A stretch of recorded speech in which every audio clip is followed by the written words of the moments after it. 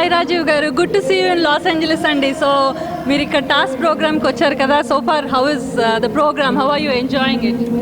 I'm thoroughly enjoying my task programme అండి. Everyone అంటే యూజువల్గా మేము పర్ఫామ్ చేస్తుంటాం, బట్ ఇక్కడున్న తెలుగు వాళ్ళందరూ కలిసి వాళ్ళ టైం తీసుకొని ఇంత బిజీ స్కెడ్యూల్లో వాళ్ళు స్టేజ్ మీద పర్ఫామ్ చేయడం, it's really very good and very entertaining.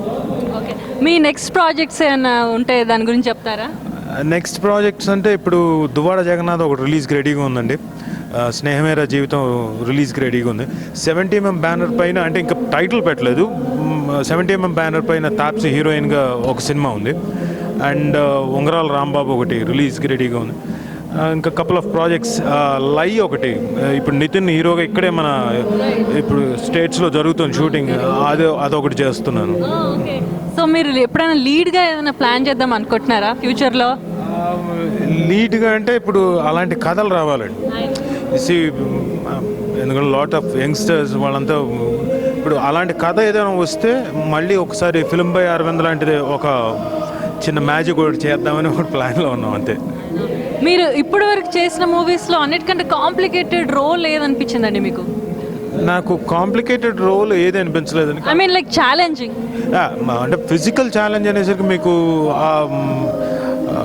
Film by Aravind I really struggled a lot. అంటే 84 days 85 days వర్క్ చేసాం. ప్రాబ్లం ఏంటంటే అడవిలో చీకట్లో నటించాలి, లైట్స్ మొత్తం అంతా చీకట్లో అడవిలో ఉన్నప్పుడు చుట్టూ మాకుండే లైట్ ఒక సోర్స్ ఉంటుంది, ఎక్కడి నుంచి ఏమొస్తుందో తెలియదు, పురుగు కరుస్తుందా పుట్ర కరుస్తుందా ఏమవుతుందో తెలియదు కదా.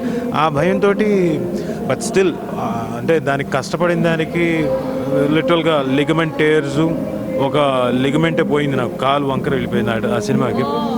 So but still end of the day అది సినిమా హిట్ అవ్వడం మాకు ఆనందాన్ని మిగులుస్తుంది కదా. So that was one movie which I physically బాగా స్ట్రెయిన్ అయింది.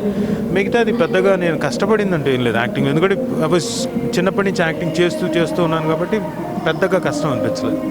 ఓకే, దట్ మీరు హీరోస్ ఎవరితో యాక్ట్ చేస్తే ఎక్కువ కంఫర్టబుల్గా ఉంటారండి? నేను ప్రతి ఒక్క హీరోతో కంఫర్టబుల్గా ఉంటానండి, ఎందుకంటే as acting is concern, acting work concern అయితే it's very comfortable working with everyone. అయితే కెరియర్ బిగినింగ్లో కొంతమంది క్లోజ్గా మూవ్ అవుతాం కాబట్టి అలా ఎన్టీఆర్ తోటి స్టూడెంట్ నెంబర్ 1 మేము కలిసి చేసాం కాబట్టి it is more, it's a kind of comfort zone, కొంచెం చిన్న age. But I worked with all the heroes. ఇప్పుడున్న కొత్త యంగ్ జనరేషన్లో కొత్త వాళ్ళతోటి ఆ జనరేషన్లో మొత్తం అందరితో everyone is good, everyone is quite comfortable. Little edge ఒకటిలోకి ఉంటుంది కదా, అది అంతే. తెలుగు ఛానల్ వ్యూవర్స్కి మీరు ఏమైనా చెప్పదలుచుకున్నారా? తెలుగు ఛానల్ ప్రేక్షకులందరికీ నేను మీ Rajeev Kanakala, wish you all the best. Telugus keep watching telugus.com and I hope Telugus will produce lot of nice bites. ఇక్కడికి వచ్చినప్పుడు మిగతా ఆర్టిస్టులకు కూడా మంచి ప్లాట్ఫామ్ అవుతుంది అనుకుంటున్నా.